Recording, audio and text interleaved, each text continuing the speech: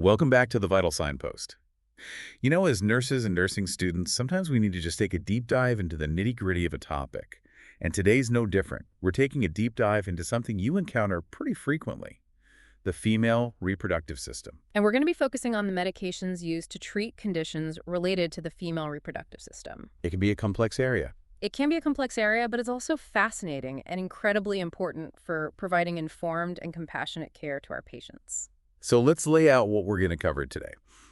We have 5 main objectives for this deep dive. Absolutely. First, we'll break down the anatomy and physiology of the female reproductive system. So we're really going to be looking at how this intricate system works. Exactly. Then we'll move on to the second objective, exploring the hormonal feedback system that regulates this complex system. Because hormones play such a crucial role in women's health, don't they? They do. Understanding that interplay is key to providing effective care. All right, so that's objectives 1 and 2. What about number 3? Our third objective is to delve into the different types of estrogens and progestins. Both natural and synthetic. That's right. We'll be uncovering the mechanisms of action, uses, and potential side effects of these medications. Sounds like a lot to cover. It is, but we'll break it down step by step. Okay, so what's objective number 4? For our fourth objective, we're going to navigate the complex world of contraceptive drugs. From oral contraceptives to emergency contraception. Really important for family planning. Absolutely. And we'll be clarifying their mechanisms of action, various formulations, and important considerations for patient counseling. All right, so that's objective 4. And finally, number 5. Our fifth objective is to explore the medications used to treat osteoporosis, a condition that disproportionately affects women, especially as they age. Okay. We'll discuss different drug classes, their mechanisms of action, and crucial safety considerations. That's a lot of ground to cover. It is, but we'll make sure to break it down and make it easy to understand. Now, before we jump into the actual anatomy and physiology of the female reproductive system, let's define some key terms that are going to be essential to understanding this topic. These are kind of our building blocks, if you will. Exactly. So let's start with cloasma. This term might be unfamiliar, but it's a common skin condition that you might see in patients taking hormonal medications. Okay, cloasma.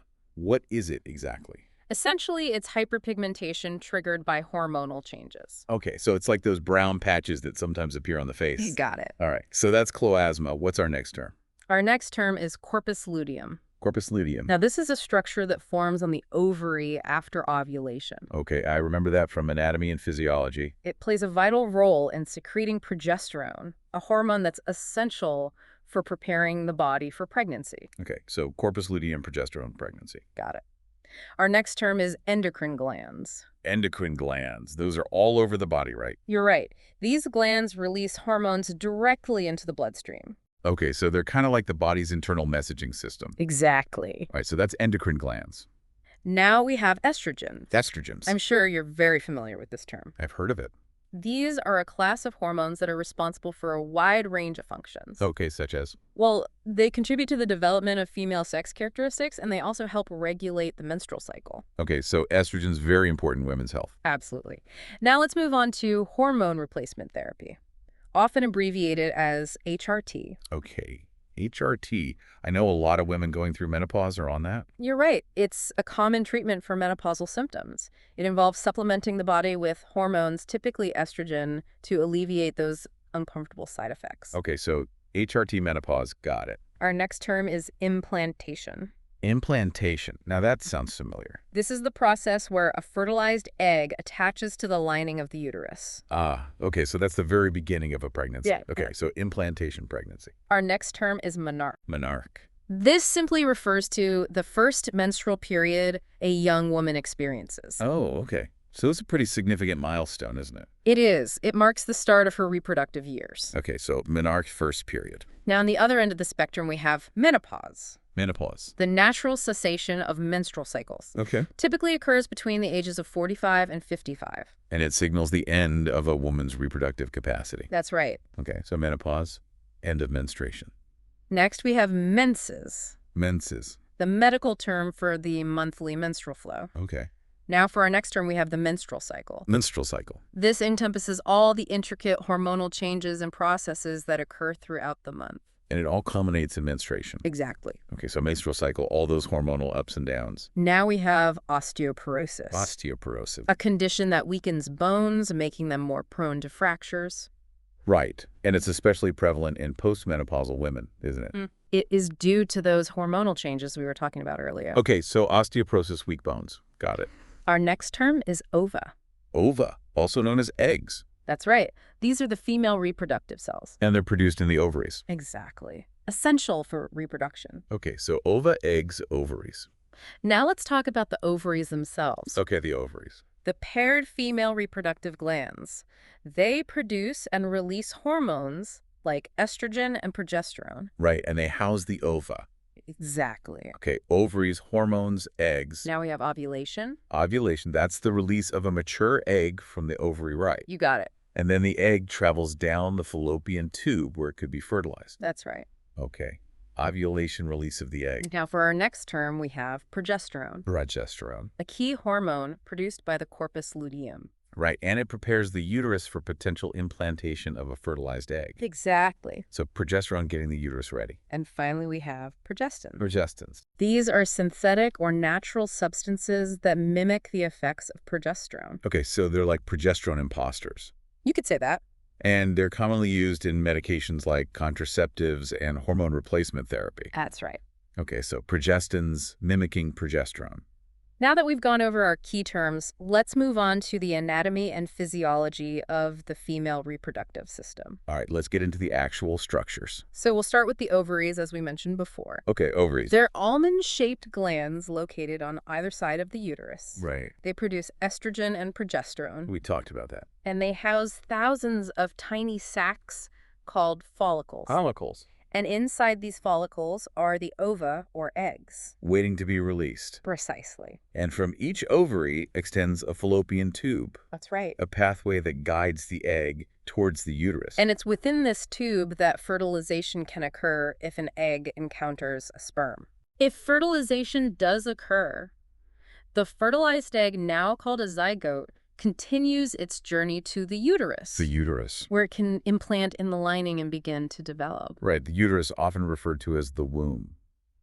It's a muscular organ designed to nurture and protect a growing fetus during pregnancy. But even if fertilization doesn't occur, the uterus still plays a crucial role in the menstrual cycle. Right. Its lining, called the endometrium, is shed during menstruation. Okay. And finally, we have the vagina. The vagina. A muscular canal that connects the uterus to the outside of the body. Right. It serves multiple purposes. It acts as the birth canal during childbirth and allows for the passage of menstrual flow. Okay, so we've covered the basic anatomy. Now let's get into the menstrual cycle. Right, the menstrual cycle, driven by a complex interplay of hormones. And it typically lasts about 28 days. Although it can vary from woman to woman, Right. this cycle is divided into 4 distinct phases, 4 phases. each marked by specific hormonal fluctuations and physiological changes. Okay, so let's break those down one by one. The first phase is the menstrual phase. Okay. This is when the lining of the uterus, the endometrium, is shed. Resulting in bleeding. Exactly. This phase usually lasts about 3 to 7 days.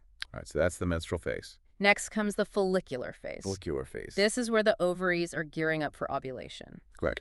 Follicles in the ovaries start to mature and one becomes dominant. Okay. This dominant follicle releases estrogen, causing the lining of the uterus to thicken in preparation for a potential pregnancy. All right. Around day 14 of the cycle, we reach the ovulation phase. Ovulation. This is when that dominant follicle ruptures, releasing a mature egg, Okay. triggered by a surge in luteinizing hormone, or LH. All right, so that's ovulation. After ovulation, we enter the luteal phase. Luteal phase. The ruptured follicle transforms into the corpus luteum. Okay, corpus luteum. This structure produces progesterone. Right. Progesterone is essential for making the lining of the uterus receptive to a fertilized egg. Exactly. So if fertilization doesn't occur, what happens? The corpus luteum breaks down, progesterone levels drop, and the cycle begins anew with menstruation. Okay, so it's a continuous cycle. It is. All right, so we've covered the anatomy and the menstrual cycle. Now let's talk about those key players, estrogens and progestins. Sounds good. These hormones, as we've seen, are crucial not just for the menstrual cycle, but for overall health and well-being. Absolutely. They have a wide range of effects throughout the body. So let's dig into those effects and the medications that target these hormones. Let's do it. Let's start with a specific medication, Premarin. You heard of that one? Of course. Premarin is a type of estrogen medication. It's actually a mixture of estrogens, and it's derived from the urine of pregnant horses. Pregnant horse urine. That's pretty interesting. How did they even discover that? Well, the name Premarin actually comes from pregnant mare's urine. It's one of the oldest and most widely used forms of estrogen therapy. So it's been around for a while. What about alternatives? Are there any plant-based options? There are. Caniston is a good example. It provides conjugated estrogens, but from plant sources like soy and yams. Okay, so for women who prefer a non-animal-derived option, there's Caniston. Now let's talk about hormone replacement therapy, or HRT. It's a common treatment for menopausal symptoms. Yes, HRT can be very effective for managing those uncomfortable symptoms like hot flashes, night sweats, and vaginal dryness. But like any therapy, it's important to understand the risks as well. Right, because I've heard there can be some serious risks associated with HRT. Can you talk about that? Absolutely. The Women's Health Initiative studies really shed light on some of the potential risks. The WHI studies. Those were pretty groundbreaking, weren't they? They were. They were large-scale studies, and they revealed that combined estrogen and progestin therapy was associated with an increased risk of certain conditions. Like what kind of conditions are we talking about? Well, in some women, it was associated with an increased risk of breast cancer, heart disease, stroke, and blood clots. So that's pretty serious. It is, and that's why it led to a significant reassessment of HRT. So what happened after those studies came out? Did recommendations for HRT change? They did. There was a shift towards more personalized approaches. The idea is to carefully weigh the benefits and risks for each individual woman. Okay, so a more individualized approach to HRT. And what about estrogen-only therapy? Does that carry the same risks? Not necessarily. For women who have had a hysterectomy and don't need progestin estrogen-only therapy, seem to have a lower risk of some of those complications. Okay, so it depends on the individual situation. Exactly. Factors like medical history, symptoms, and personal preferences all play a role. It's about finding the right balance for each woman. That makes sense. Personalized medicine is really important in these cases. Now, I understand there are black box warnings associated with estrogens and progestins. What does that mean exactly? Black box warnings are the most serious warnings the FDA can issue for a medication. Okay, so they're not messing around when they issue a black box warning. Nope. They highlight serious risks that both healthcare providers and patients need to be aware of. So what are the black box warnings for estrogens and progestins? Well, they emphasize the potential for endometrial cancer, cardiovascular problems, breast cancer, and even dementia. Wow, that's a lot of potential risks. It is, and that's why it's so important for nurses to be aware of these warnings. So what can nurses do to ensure patient safety when it comes to these medications? Careful assessment and monitoring are key. We need to carefully assess patients before prescribing these medications and then monitor them closely while they're taking them. We need to be on the lookout for any signs of these potential problems. So early detection is really important. It is. And of course, patient education is crucial. We need to make sure our patients understand the risks and benefits of these medications and that they know what signs and symptoms to watch for. Right. Informed consent is so important. Now let's move on from HRT and talk about another important category of medications related to the female reproductive system, contraceptives. These have really revolutionized family planning, haven't they? They have. They give women more control over their fertility and allow them to plan their families and prevent unintended pregnancies. Right. And there are so many different types of contraceptives available now. It can be a bit overwhelming. It can be. But that's where nurses come in. We can help guide patients through the options and find the best method for their individual needs. Okay, so let's break down some of the different types, starting with oral contraceptives. I know there are terms like biphasic, triphasic, and monophasic. Can you explain what those mean? Sure, those terms refer to the hormone levels in the pill and how they change throughout the month. Okay, so it's about the fluctuation of hormones. Right. Biphasic pills have 2 phases of hormone levels, triphasic have 3, and monophasic provide a consistent dose throughout the cycle. And are they all designed to basically prevent ovulation? Yes, primarily they work by preventing ovulation, but they also have some secondary mechanisms of action. Okay, what are those? Well, they thicken the cervical mucus, making it harder for sperm to reach an egg, and they also thin the lining of the uterus, making it less likely for a fertilized egg to implant. So it's a multi-pronged approach. It is. Now, besides the regular oral contraceptives, there's also emergency contraception. Right, often called the morning after pill. Right. And when can that be used? It can be used after unprotected sex to prevent pregnancy. Okay, so it's a backup method. It is, and it's most effective when taken within 72 hours of unprotected intercourse, but it can be effective for up to 5 days afterward.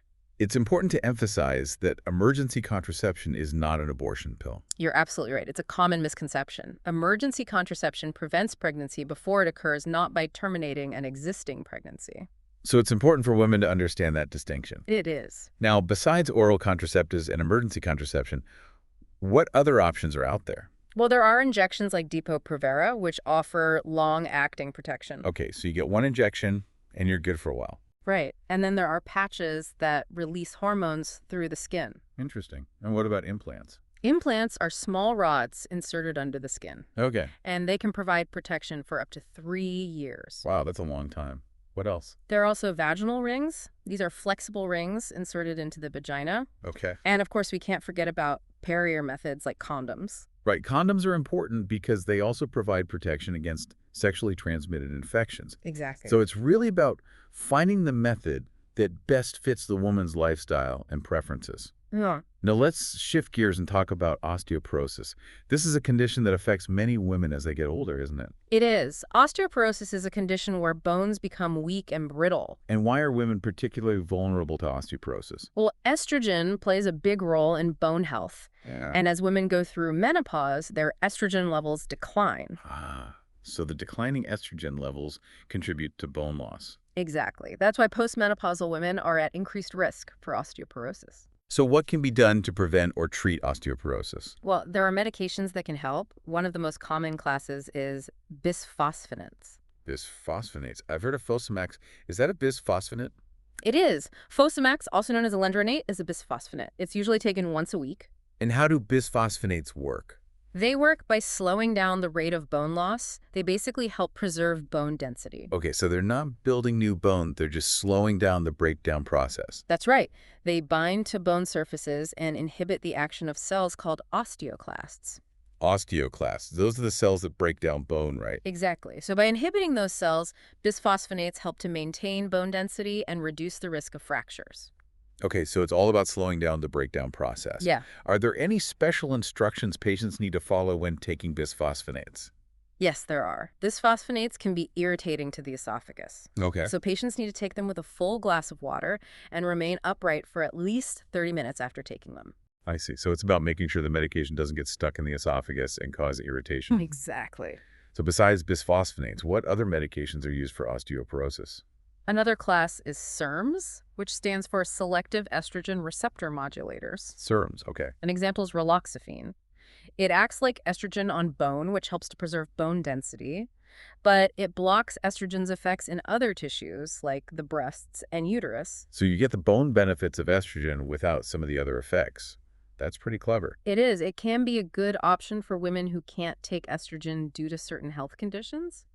Okay, so SERMs offer a more targeted approach. Are there any risks associated with SERMs?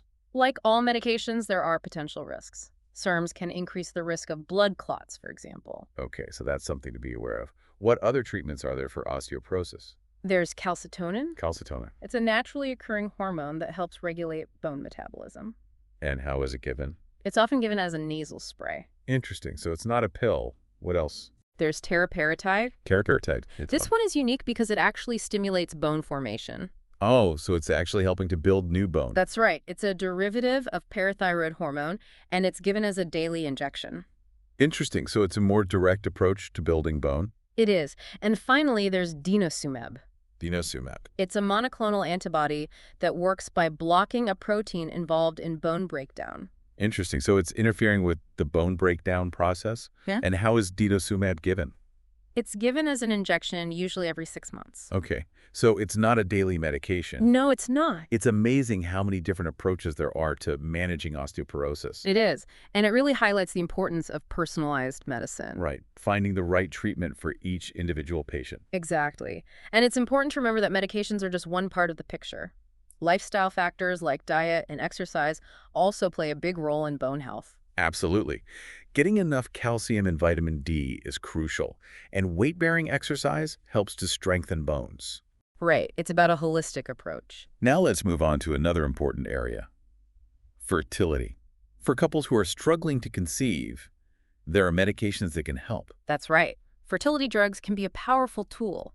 They work by stimulating ovulation. So they help to increase the chances of conception. Exactly. Are there specific medications you can talk about? Sure. Clomiphene is a common one. Clomiphene. It Right. works by blocking estrogen receptors in the brain. Blocking estrogen receptors. Why would you want to do that? Well, by blocking those receptors, it tricks the body into thinking estrogen levels are low. I see. And this perceived low estrogen level triggers the release of other hormones that stimulate the ovaries. So it's like a chain reaction. It is, and ultimately it leads to ovulation. So it's like a hormonal deception that helps to achieve the desired outcome. What about other fertility medications? There's menotropins. Menotropins. Okay. It's a mixture of follicle-stimulating hormone, or FSH, and luteinizing hormone, or LH. FSH and LH. And those are both involved in ovulation. Yeah, they are. FSH stimulates the growth and development of follicles in the ovaries, Okay. and LH triggers the release of a mature egg. So menotropins provides a boost of birth of those hormones. Exactly. And what about gonadotropin alpha? Have you heard of that one? I have. It's a hormone that's naturally produced by the placenta during pregnancy, Okay. but it can also be used as a medication to trigger ovulation. So it's sort of mimicking what happens naturally during pregnancy. It is. It mimics the effects of LH causing the release of an egg from the ovary. I see. So it's like a jumpstart for ovulation. Now, fertility treatments can be pretty intense, can't they? They can be, both emotionally and physically. So what are some important considerations for nurses when caring for patients going through fertility treatments? Well, first and foremost, we need to be compassionate and supportive. Right, because it can be a really tough journey. It can be. And we need to make sure we're providing accurate information and answering all of their questions. And are there any potential risks associated with fertility treatments that we need to be aware of? Yes, there are.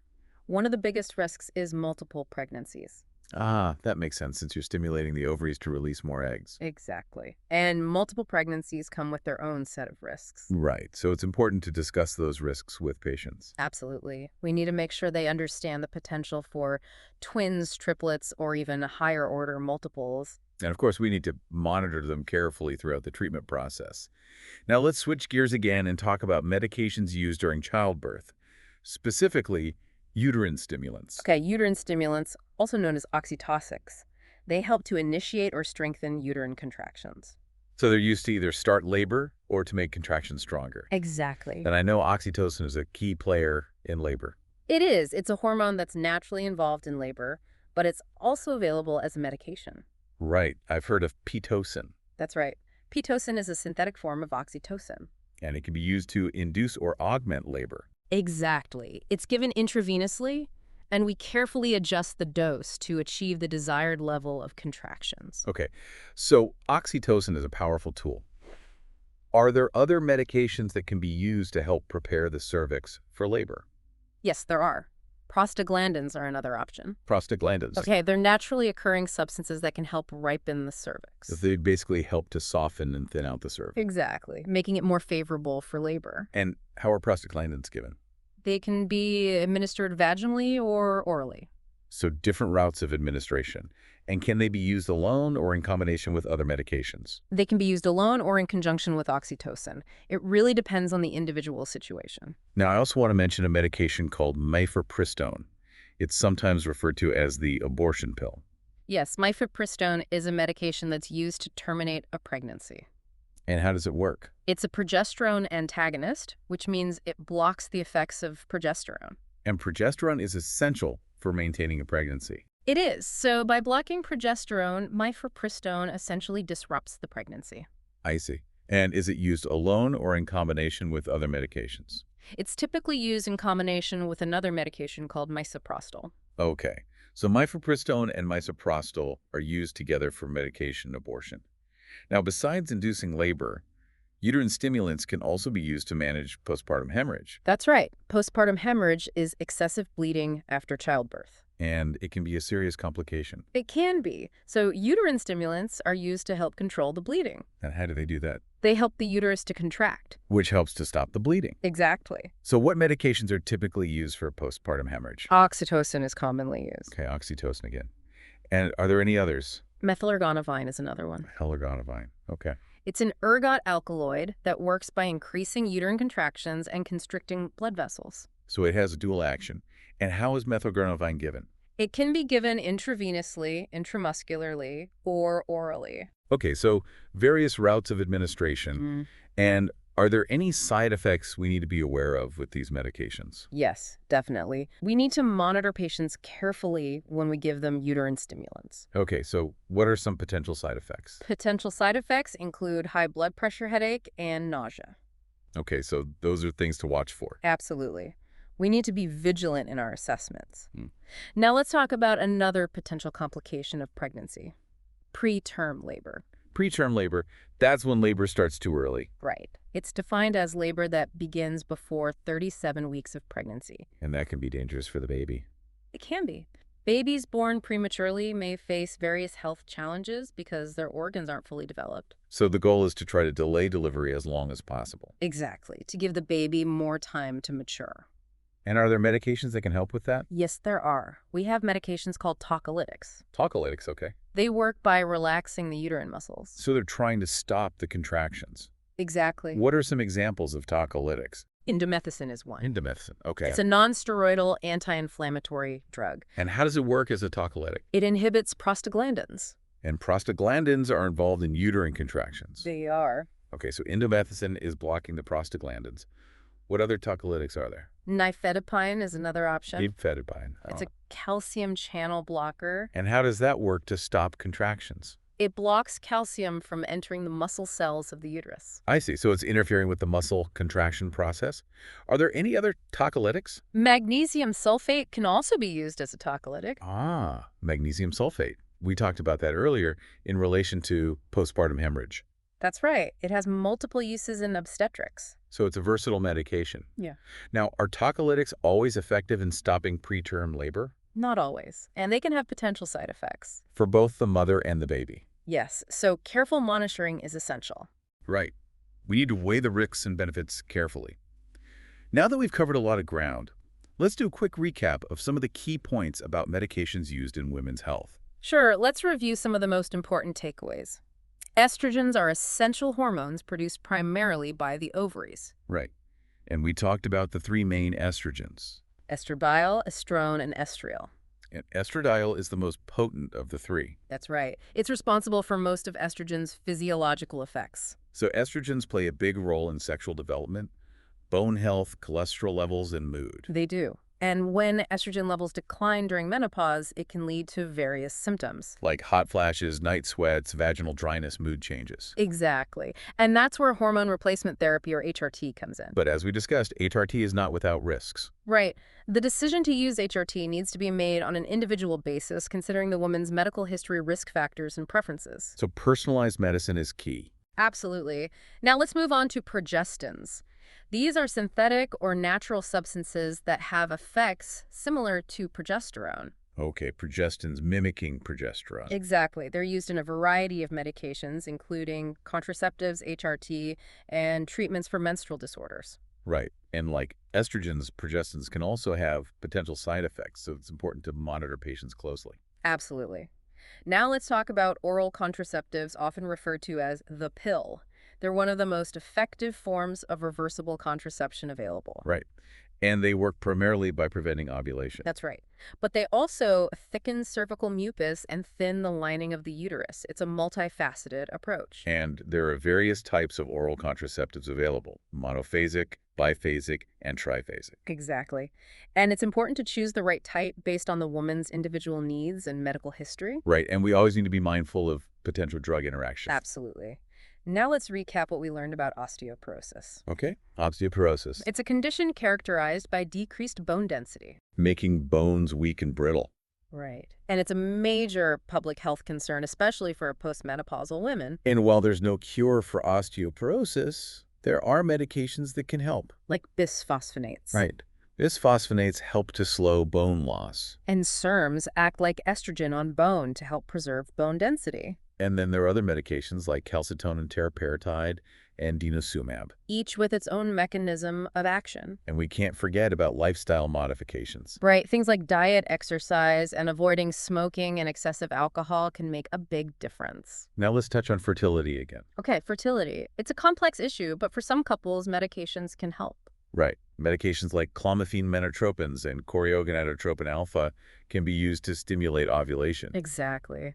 But it's important to be aware of the potential for multiple pregnancies. Right. That's a key consideration. Now let's revisit uterine stimulants. Okay, uterine stimulants. We talked about how they're used to induce labor, augment labor, and manage postpartum hemorrhage. Right. Oxytocin and prostaglandins are commonly used for labor induction and augmentation. And oxytocin and methylorgonavine are used to manage postpartum hemorrhage. Exactly. And we always need to monitor for potential side effects. Excellent. Now let's do a quick recap of preterm labor. Okay, preterm labor. Defined as labor that begins before 37 weeks of pregnancy. And it can lead to health problems for the baby. It can. And we have tocolytics that can be used to try to stop or slow down preterm labor. Right. Tocolytics work by relaxing the uterine muscles. Examples include indomethacin nifedipine and magnesium sulfate. Exactly. But tocolytics aren't always effective, and they can have side effects. So careful monitoring and decision-making are essential. Right. It's all about finding the right balance between risks and benefits. Absolutely. Right? It's all about finding the right balance between risks and benefits. Absolutely. Now let's move on to something that will really test our knowledge, some review questions. Yes, let's see what we've learned. Okay, nurses and nursing students, get ready. Here's the first question. Question 1. The nurse is assessing a patient who is to receive dinoprostone. Which condition would be a contraindication to the use of this drug? Okay, so we have a patient who's going to receive dinoprostone, and we need to figure out which of these conditions would make it unsafe to give them this medication. Here are your options. A pregnancy at 15 weeks, gestation B, gastrointestinal upset, or ulcer disease C, ectopic pregnancy, D, incomplete abortion. Take a moment to think about your answer. What do you know about dinoprostone? What is it used for? And which of these conditions would be a red flag? All right, let's break it down. Dinoprostone is a type of prostaglandin. It's used for several things in obstetrics, including cervical ripening and inducing labor. But it's really important to know when it's appropriate to use and when it's not. Exactly. And in this case, the correct answer is C, ectopic pregnancy. Okay, ectopic pregnancy. Remind us what that is again. An ectopic pregnancy is when a fertilized egg implants outside of the uterus. Usually in the fallopian tube. Right. And it's a very dangerous condition. Life-threatening even. Exactly. And if you give dinoprostone to a woman with an ectopic pregnancy, it could rupture the fallopian tube. Because dinoprostone stimulates uterine contractions. Right. And that could lead to severe bleeding. Potentially fatal complications. Yeah. So that's why it's so important to rule out an ectopic pregnancy Yeah. before giving dinoprostone. Absolutely. You need to be very careful. Okay, ready for question 2? Bring it on. Question 2. When teaching a patient who is taking oral contraceptive therapy for the first time, the nurse relates that adverse effects may include which of the following? Select all that apply. Okay, so we're talking about oral contraceptives, the pill. And we need to figure out which of these are potential side effects. Here are your choices. A headache, B, nausea, C, tingling in the extremities, D, breast tenderness, E, fluid retention. Take a moment to think about your answer. Remember, you can choose more than one. Think about the hormonal changes that happen when a woman starts taking the pill. All right, let's go through them. Headaches are a common side effect of oral contraceptives. Right? I've heard a lot of women complain about headaches when they first start taking the pill. What about nausea? Nausea is also a common side effect. Okay. What about tingling in the extremities? I don't think that's a typical side effect of the pill. You're right. Tingling in the extremities could be a sign of something else, something more serious. So we'd want to investigate that further. What about breast tenderness? Breast tenderness is definitely a possible side effect. Right, it's those hormonal fluctuations again. And what about fluid retention? Fluid retention is also a potential side effect. It can lead to bloating or weight gain. Okay, so the correct answers are A, B, D, and E. Headache, nausea, breast tenderness, and fluid retention. Those are all potential side effects of oral contraceptives. What's the next question? Question 3. The nurse is reviewing the use of obstetric drugs. Which situation is an indication for an oxytocin infusion? Here are your options. A termination of a pregnancy at 12 weeks B, hypertonic uterus C, cervical stenosis, in a patient who is in labored induction of labor at full term. Think about what you know about oxytocin and how it's used in obstetrics. Oxytocin, it's a powerful hormone, It is. It stimulates uterine contractions. so we need to be very careful when we use it. Absolutely. We only use it when it's medically necessary. All right, so which of these situations would be an appropriate indication for an oxytocin infusion? The correct answer is D, induction of labor at full term. Okay, so if a woman is at or near her due date and labor hasn't started naturally, we might use oxytocin to get things going. Exactly. Why are the other options incorrect? Well, termination of a pregnancy at 12 weeks would typically involve different medications. Right, we talked about mifepristone and misoprostol earlier. Exactly. And a hypertonic uterus, that means the uterus is contracting too much. And giving oxytocin in that situation would just make things worse. Right. It could be dangerous. And what about cervical stenosis? Cervical stenosis, that's when the cervix is too narrow or closed, Right. And if you give oxytocin in that situation, it could make it difficult for the cervix to dilate. which could complicate labor. So the only appropriate indication here is induction of labor at full term. All right, next question. Question 4. The nurse has provided patient education regarding therapy with the SERM raloxifene. Which statement from the patient reflects a good understanding of the instruction? Here are the options. A. When I take that long flight to Asia, I will need to stop taking this drug at least 3 days before I travel. B. I can continue this drug even when traveling as long as I take it with a full glass of water each time. C. After I take this drug, I must sit upright for at least 30 minutes. D. One advantage of this drug is that it will reduce my hot flashes. Think about what we discussed about raloxifene and what patients need to know about taking it. Raloxifene, it's a SERM, Right. A selective estrogen receptor modulator. and it's used to treat osteoporosis. Exactly. But there are some important things to keep in mind when taking raloxifene. Absolutely. All right, so which of these statements shows that the patient understands how to take raloxifene safely? The correct answer is A.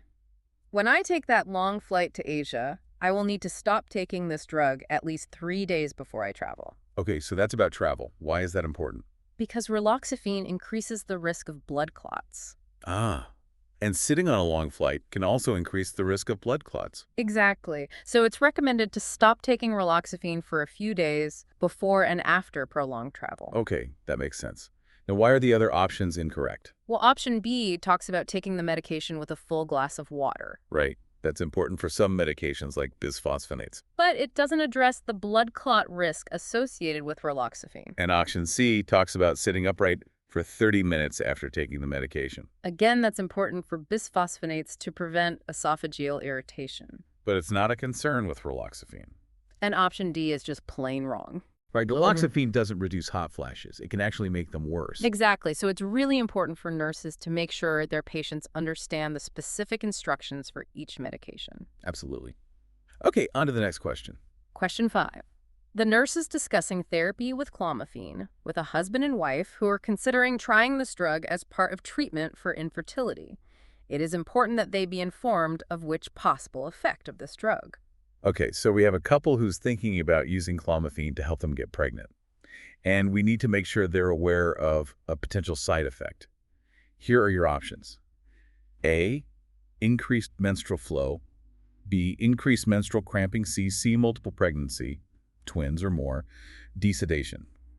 What do you think is the most important thing to tell them? Well, we know that clomiphene is an ovulation stimulant. Right, it helps women ovulate, Exactly. And that means there's a chance of releasing multiple eggs. leading to multiple pregnancies. Right. So the correct answer is C, multiple pregnancy, twins or more. Okay, so it's really important to discuss this risk with couples who are considering clomiphene. Absolutely. They need to understand that there's a chance they could end up with twins, triplets, or even more. And multiple pregnancies come with their own set of risks and challenges. They do. So it's a serious conversation to have. All right. Ready for question 6? Yes, bring it up. Question 6. A patient calls the clinic because she realized she missed 1 dose of an oral contraceptive. Which statement from the nurse is appropriate? Select all that apply. Okay, so we've got a missed dose of birth control pills. This happens all the time. What's the best advice to give? Here are your options. A, go ahead and take the missed dose now, along with today's dose. B, don't worry, you are still protected from pregnancy. C, please come to the clinic for a reevaluation of your therapy. D, wait 7 days and then start a new pack of pills. E, you will need to use a backup form of contraception concurrently for 7 days. This is a common scenario, so it's important to know the right answer. What do you think? What's the best advice to give this patient? The correct answers are A and E. Okay, so A, go ahead and take the missed dose now along with today's dose. That's right. That helps to get the hormone levels back on track. And E, you will need to use a backup form of contraception concurrently for 7 days. Exactly, because missing a pill can increase the risk of pregnancy. So you need that extra protection for a week. Why are the other options incorrect? Well, B, don't worry, you are still protected from pregnancy. It's just plain wrong. Right, missing a pill definitely increases the risk of pregnancy. We can't tell her not to worry. And C, please come to the clinic for a reevaluation of your therapy. It might be necessary in some cases. Right, like if she misses pills frequently. But for a single missed dose, it's not usually necessary. And D, wait 7 days and then start a new pack of pills is also incorrect. That could actually increase the risk of pregnancy even more. Right, so the best advice is to take the missed pill with today's pill and use a backup method for 7 days. Okay, on to the next question. Question 7, the order reads, give calcitonin 100 international units subcutaneously every other day.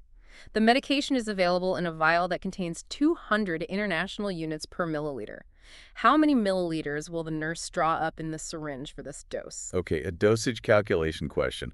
Always a fun challenge. Let's break it down. The order is for 100 international units. And the medication comes in a vial that has 200 international units per milliliter. Right. So we need to figure out how many milliliters to give. We can use a formula, volume equals ordered dose divided by medication concentration. So in this case, it would be 100 international units divided by 200 international units per milliliter. Which equals 0.5 milliliters. Exactly. So the nurse would draw up 0.5 milliliters in the syringe. Always important to double-check those calculations. Absolutely, especially when you're dealing with medications that have a narrow therapeutic range. Okay, last question. Question 8. A woman comes into the emergency department.